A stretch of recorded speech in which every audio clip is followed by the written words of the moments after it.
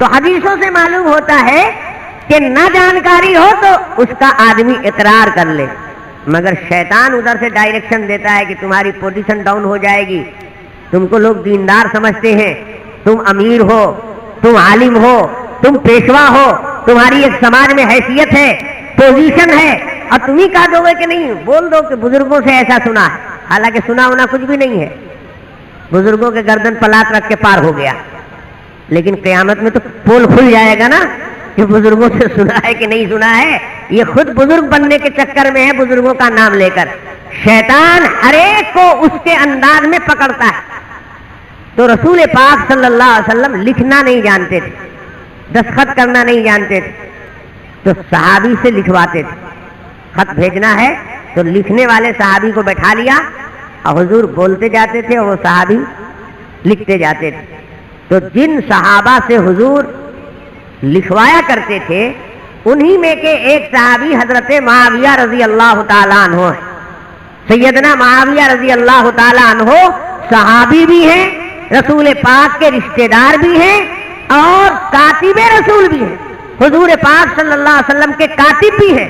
اور بعض علماء کہتے ہیں کہ قرآن نازل ہوتا تھا تو قرآن کی آیت نوٹ کرواتے تھے جن صحابہ سے حضور، ان میں کے ایک حضرت معاویہ بھی ہیں، ان سے بھی کچھ آیت نوٹ کروائی ہے، تو کاتب وحی بھی ہیں۔ اتنی فضیلت۔ اور پھر رسول اللہ صلی اللہ علیہ وسلم نے اسپیشل ان کے لیے دعا بھی کی ہے۔ حضور پاک صلی اللہ علیہ وسلم نے فرمایا کہ اللہ معاویہ کو ہدایت یافتہ بنا دیجئے اور ہدایت دینے والا بنا دیجئے۔ تو اللہ تعالیٰ نے اتنا اونچا درجہ دیا۔ 40 برس تک حضرت معاویہ رضی اللہ تعالیٰ عنہ نے اقتدار سنبھالا۔ 20 سال تک تو خلیفہ نہیں رہے، لیکن 20 سال بلا اختلاف خلافت ان کی مانی گئی۔ اتنے بڑے آدمی شاہی محل میں سوئے ہوئے ہیں، آرام کر رہے ہیں۔ کئی کمروں کے بعد تب اندر میں ان کے آرام کرنے کا کمرہ ہے، اور اندر سے اپنے کمرے کو بھی بند کر کے آرام کر رہے ہیں، اس لیے کہ حکومت کے کام میں تھک جاتے تھے، تو بہت رات جانے پر تو آرام کرنے کا وقت آتا تھا، تو کوئی آ کر ڈسٹرب نہ کرے، اس کمرے میں گھس نہ جائے، اندر سے بند کر کے آرام کرتے تھے۔ ایک روز کا واقعہ ہے جو قصہ میں سنا رہا تھا آپ کو، کہ حضرت مجدد الفسانی رحمۃ اللہ علیہ نے لکھا ہے کہ ایک دن کا واقعہ ہے کہ حضرت معاویہ اپنے شاہی کمرے میں اندرونی حجرے کے اندر آرام کر رہے تھے اور رات آدھے سے زیادہ گزر چکی تھی۔ تو اچانک ایک شخص پاؤں دبا رہا ہے ان کا اور اٹھا رہا ہے، حضرت اٹھیے، تہجد کا ٹائم ہو چکا ہے۔ تو آنکھ کھل گئی، آنکھ کھلی تو وہ حیران ہو گئے کہ کمرہ بند ہے، اس کمرے میں تو باہر سے کوئی انٹر ہو ہی نہیں سکتا، یہ کوئی کون سا ولی ہے، کون سا بزرگ ہے، کیسے اس کمرے میں آ گیا اور مجھ کو جگا رہا ہے۔ اٹھے تو دیکھا کہ ہاں ایک صاحب ہیں، اب وہ پاؤں دبا رہے ہیں، جگا رہے ہیں۔ کیا بات ہے؟ کہا حضور بات کچھ نہیں ہے، ٹائم چلا جائے گا تہجد کا، جلدی اٹھیے پڑھ لیجیے۔ حضرت معاویہ رضی اللہ تعالیٰ عنہ نے فرمایا کہ بھائی تہجد تو ہم کو پڑھنی ہے، پڑھیں گے ہم کو ثواب ملے گا، نہیں پڑھیں گے تو کوئی فرض نماز تو ہے نہیں، تم کو اتنا فکر کیوں ہے، تم کون ہو؟ اس نے کہا حضور یہ مت پوچھئے کہ ہم کون ہیں، لیکن ہم چاہتے ہیں کہ آپ تہجد پڑھ لیں تاکہ آپ کو ثواب مل جائے۔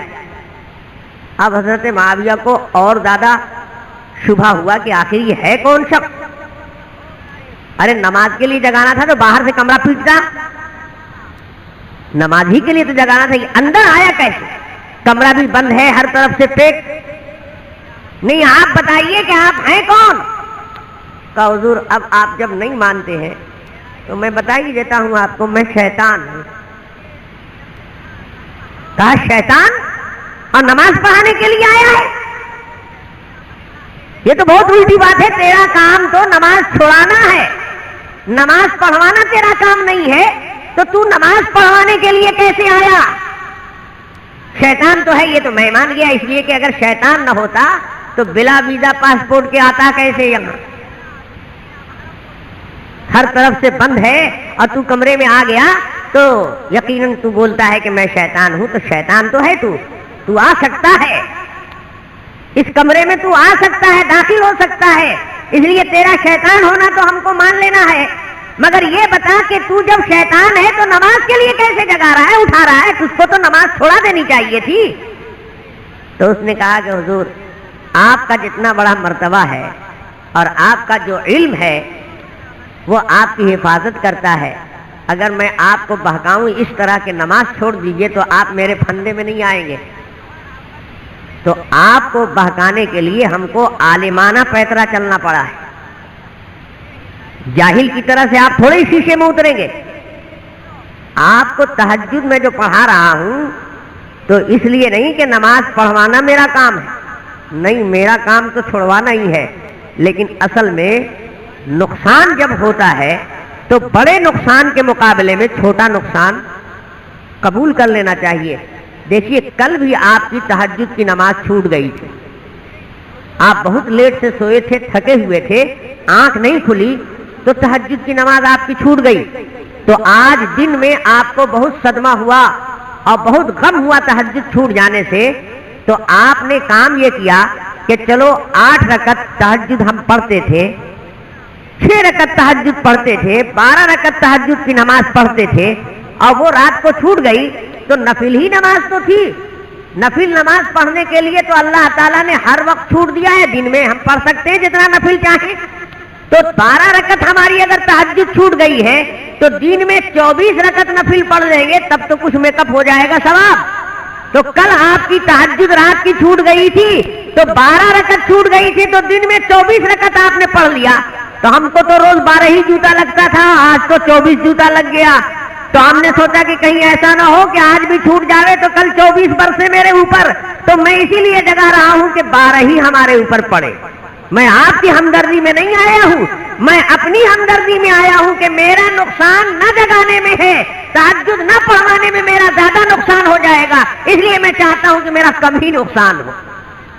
یہ واقعہ کہاں لکھا ہوا ہے؟ میں نے ثبوت اور حوالہ صرف اس لیے دے دیا کہ آپ اس کو قصہ کہانی نہ سمجھیں. یہ قصہ کہانی نہیں ہے. اپنے زمانے کے بہت بڑے ولی اور بہت چوٹی کے عالم حضرت مجدد الفسانی رحمت اللہ علیہ نے مکتوبات شریف میں یہ واقعہ لکھا ہے. اور واقعہ کس کا لکھا ہے؟ سیدنا معاویہ رضی اللہ تعالی عنہ کا لکھا ہے.